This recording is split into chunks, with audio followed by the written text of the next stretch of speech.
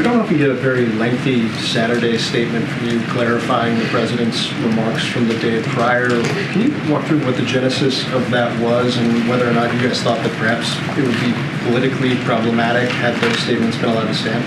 So we just wanted to be, you're talking about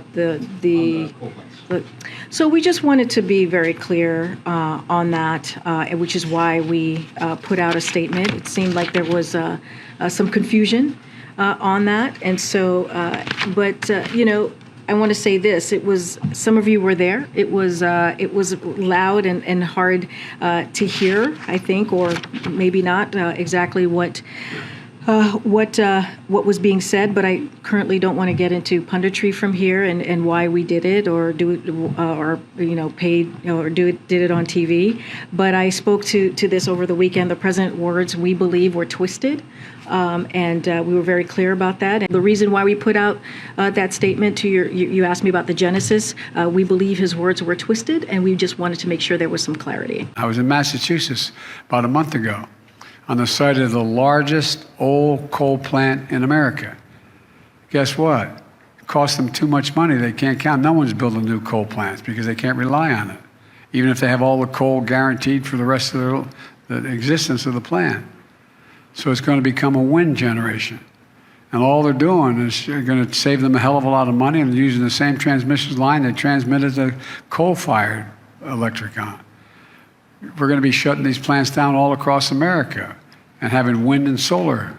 To clarify something you mentioned here at the podium, you mentioned about the president's statement or what the president said on Saturday regarding coal. You mentioned a couple times or repeated a couple times today that those words were twisted. So who twisted them? Did Manchin twist them? Did someone else twist them?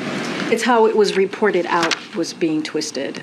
So if you, and I want to be really clear because this is important, if you read the full transcript, the president was very clear commenting on a fact of economics and technology, as it has been from its earliest days as an energy superpower. America is once again in the midst of an energy transition, and the president is determined to make sure that this transition helps all Americans, and he's been very clear about that.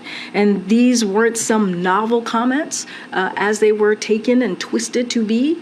The president has talked for years about this energy transition and the need to support coal communities through it, and so it was twisted by many others, and so we wanted to make sure that there was some clarity.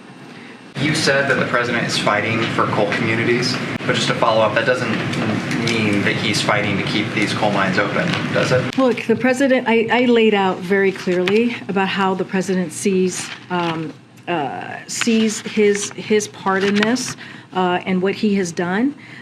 He has through the work of working, I mentioned this, I just laid this out. While we're trying to help coal communities, while we're trying to do everything that we can to make sure that they have the funding that they need, Republicans, that very same policy, same monies that I just laid out, Inflation Reduction Act, which is where it's coming from, Republicans want to repeal that, taking away the efforts that we're trying to provide for coal communities. So that sounds like you're helping them as the market through economic transition is moving away from coal. That doesn't sound like you're taking any deregulatory efforts or any steps to help the mines themselves stay open. Is that correct? Look, I've been very clear. The president's been very clear on this. Don't have anything more to add.